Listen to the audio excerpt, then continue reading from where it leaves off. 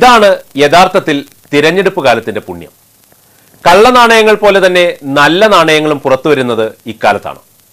അല്ലെങ്കിൽ കോഴിക്കോട് നഗരത്തിൽ ഇങ്ങനെ ഒരു ഗാന്ധിയൻ ജീവിച്ചിരിക്കുന്നത് ആരെങ്കിലും അറിയുമായിരുന്നു? എന്തിനധികം അദ്ദേഹം പോലും താൻ ഇത്രയ്ക്ക് ഗാന്ധിയനായിരുന്നെന്ന് ഇതിനു മുമ്പ് ഒരിക്കലും തിരിച്ചറിഞ്ഞിരുന്നില്ല. മാത്രമല്ല, താൻ ഒരിക്കൽ ഒരു ഗാന്ധിയനാകുമെന്ന് സ്വപ്നത്തിൽ പോലും അദ്ദേഹം നനച്ചിരുന്നുമില്ല. കോഴിക്കോട് നോർത്ത് മണ്ഡലത്തിലെ വോട്ടർമാരെങ്കിലും അറിയുക, നിങ്ങളോടൊപ്പം കഴിഞ്ഞ 50 വർഷമായി ഒരു ഗാന്ധിയൻ ജീവിച്ചിരിക്കുന്നു.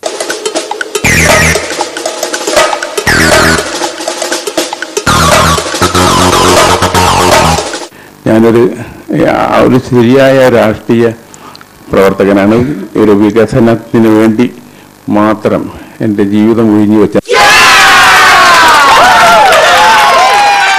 കോഴിക്കോടിൻ്റെ വികസനം രംഗത്തിൽ ആ ചെറുപ്പം മുതൽ എനിക്ക് പങ്കെടുക്കാനൊക്കെ സാധിക്കും. കാരണം ഒരു ഇടവഴിയിൽ ലൈറ്റില്ല,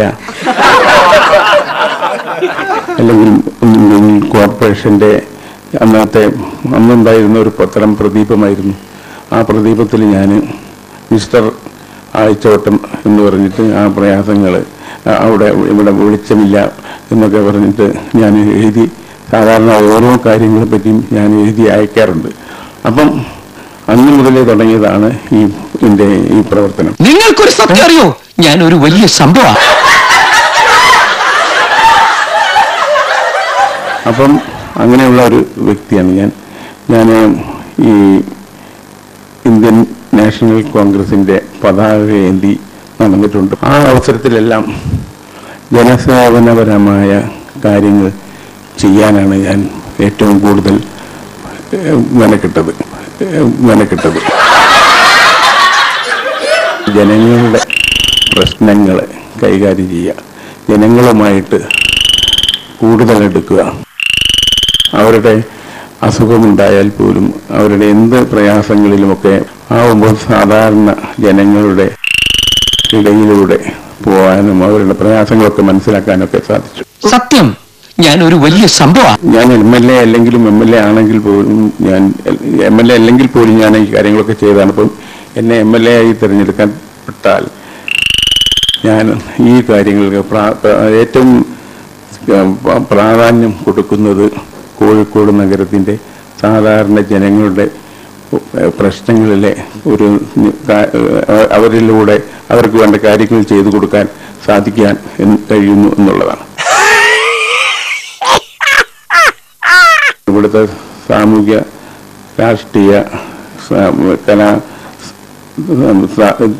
രംഗങ്ങളിലും അതുപോലെ തന്നെ കായിക രംഗങ്ങളിലെല്ലാം ഞാൻ പ്രവർത്തിക്കുമ്പോൾ നിങ്ങൾക്കൊരു സത്യം അറിയോ, ഞാൻ ഒരു വലിയ സംഭവം. കോഴിക്കോടിന് ഒരു വികസനം ഉണ്ടെങ്കിൽ മാത്രമേ നമ്മുടെ ജനങ്ങൾക്ക് ജോലി കിട്ടുകയുള്ളൂ, ആളുകൾക്ക് സ്വസ്ഥമായിട്ട് ഉറങ്ങാൻ സാധിക്കുകയുള്ളൂ. വെള്ളം കെട്ടി നിൽക്കുക, ഓവിലൂടെ മലിനജലം ഒലിച്ചു വരിക എന്നൊക്കെ പറയുമ്പോൾ എന്താണ് അതിനൊക്കെ പറയാം,